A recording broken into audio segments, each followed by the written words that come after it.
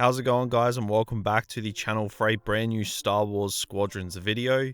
We have just got our first look at Squadrons gameplay and a heap of new details straight from EA Play, and it looks really impressive, I must say. Squadrons looks like it's going to be one of the most immersive Star Wars games ever made, if not the most immersive. Now in this video, we will of course be going over the gameplay reveal, breaking it down, going over all the details, as well as just giving you guys my overall thoughts. Now guys, be sure to go ahead and let me know down in the comments below what you all thought of the gameplay reveal. I know a lot of you were really eager to see this gameplay to kind of gauge your interest. So yeah, let me know down in the comments, and if you haven't already, then be sure to subscribe to the channel, as our goal is to hit 100,000 subscribers before Squadrons releases in October. But now anyway, let's dive on into this. So the gameplay reveal took us deeper into the post-Return of the Jedi setting that the game is going to take place in. And I have to say, straight off the bat, the first person only view of this game looks incredible. We got to see a heap more on what this game will look like from our point of view within the cockpit, and man does it look immersive. I've got to admit, I wasn't originally all that thrilled when I first heard that this game was going to go the first person route, but after seeing the gameplay, I think it was a masterstroke of a decision, and it makes sense given that VR is an option for the game. Like, first person in Battlefront 2 Starfighter mode was okay, but it didn't look anywhere near as good as this does. Plus, if you flew in first person in Battlefront 2, you were at a disadvantage, but because Squadrons is first person, that means you won't be at a disadvantage, as everybody will be in first person. So unlike Battlefront 2, it is a level playing field when you are playing in first person, so you can enjoy that immersion without being at a disadvantage, which is a big upside.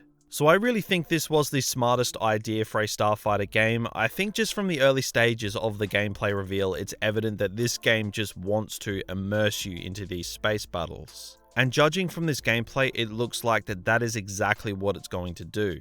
Now, speaking of immersion and the first person view that this game will be played in, you can see in these cockpits that the detail is insane. Every map and every indicator all actually serves a purpose and is something that you actually need to be keeping tabs on and watching closely. The instruments that you have at your disposal in the cockpit are as follows. You have the components, which will come into play a little bit later.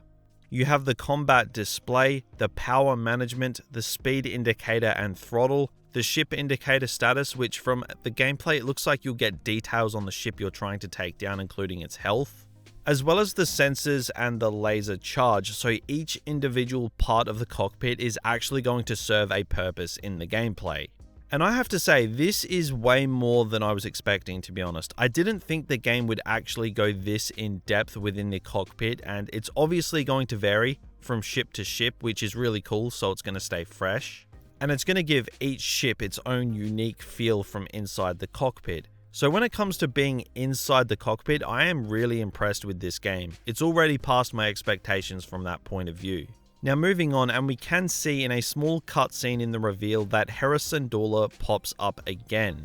She was in the game's first reveal trailer, but she was really hidden away. But she's at the forefront here and proves that she is going to be involved with this game in more than just, a hidden away cameo.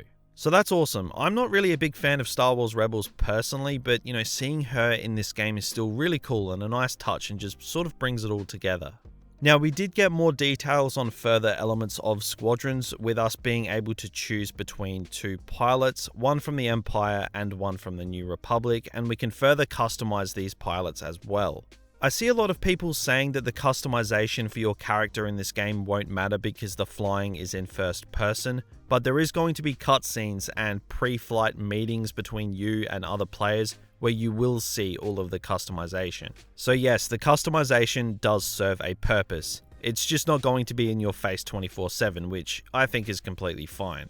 Now, we also got more details on the ships that will be in this game.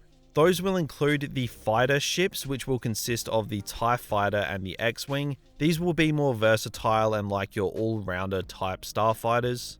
There is also the Interceptors, which will consist of the TIE Interceptor and the A-Wing, and they will be faster and more agile. There's also the support ships, which will consist of the TIE Reaper and the U-Wing. These will be support based as the name obviously suggests, and it's cool to see these two here because both of these starfighters were not in Battlefront 2. Well, the U-Wing was, but it was on rails, so that kind of doesn't count. But you do get full freedom of the U-Wing here.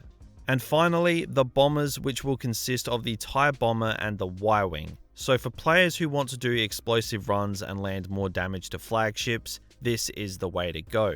So there is 4 classes of starfighters, each serve their own unique purpose, which will play well into strategizing with other players, so it's not an overly expansive roster. I thought there might have been like a B-Wing or something in there, but I think they just wanted to keep like a core roster for some nice even gameplay. But now, a little bit more on customization. So you can customize your starfighters and your pilots' appearances from making them humans or making them an alien species. There's options there. And you unlock more and more by playing the game, which is a good model to have for unlocking this kind of stuff. So the game looks like it is really going to reward you for actually putting the time in and, actually playing the game. Now you can actually pimp out your cockpit in your starfighters as well, which I think was actually a pretty cool touch. There's like an Ewok bobblehead here, which is really, really goofy, but it's really cool at the same time. Like if I can get like a little bobblehead Jawa in my cockpit or Han's dice, I'm going to be all over those cosmetics. Like it won't make much sense for a random, pilot to have Han's dice in his X-Wing, but who cares? It'd be cool. And given the fact that there is a bobblehead Ewok in this cockpit in this gameplay, I would not rule it out. Now, earlier on in the video, we spoke about components very briefly. Now, the components in this game will basically be something you unlock to help upgrade the way your ship works. From getting different shields, different jammers, or droids to fix your ship, all of that is right there with 50 different components which you'll see on screen. So there is plenty to work towards and you'll unlock these as you go. Now lastly, for the modes that this game will have that isn't the story mode, the first will be a dogfight mode, which will consist of a straight up 5v5 battle where you work as a team and utilize what you can to win. And then the signature mode of Star Wars Squadrons will be fleet battles. I imagine this will be the mode that, everybody will be playing. This works as a multi-stage conflict. With stage 1 being a dogfight, then you progress into stage 2, where you attack or defend medium-sized capital ships, and then for stage 3, you move on to the flagships, the big boys, and work together to take them down. So it's kind of like a multi-stage sort of deal like Galactic Assault in Battlefront 2, but just in space, purely with starfighters and capital ships. So it sounds really good, and judging off the gameplay, it's going to be really fun if you can get a good squad going with you. I actually think this is the kind of game mode that I can see a bunch of YouTubers squatting up and, just causing havoc. That might actually be something that you see on my channel in future, who knows. If you want to see that, let me know.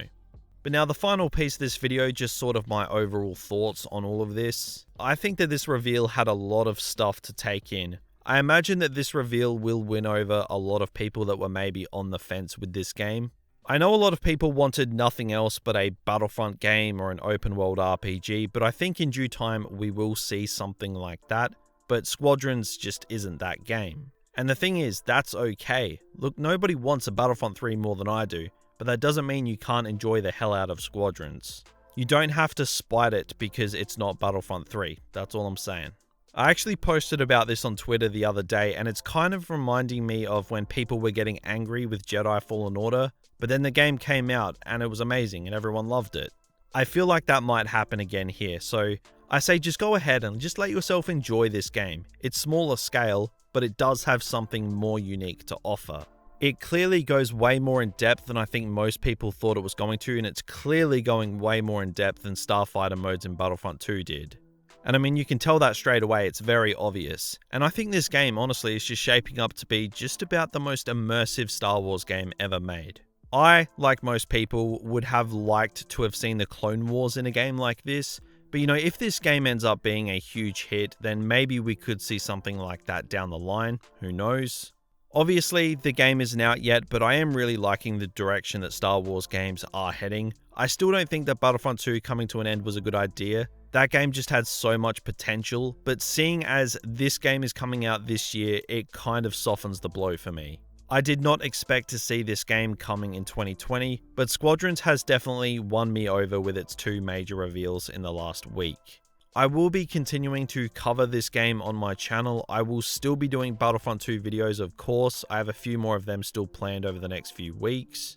But obviously, I will transition into Squadrons pretty heavily while still creating Star Wars content for all of the other games. LEGO Star Wars is one that I'll make the odd video or 2 here and there, but Squadrons, Battlefront 2, and Jedi Fallen Order and its sequel will be my mainstays going forward. So guys, be sure to drop a like on this video if you did enjoy it, and subscribe to the channel if you are new. Like I said guys, the goal is to hit 100,000 subscribers before Squadrons comes out later this year. And of course, make sure you go ahead and let me know down in the comments what you think of the Squadrons gameplay reveal. But until next time, thank you all for watching, and have a good one.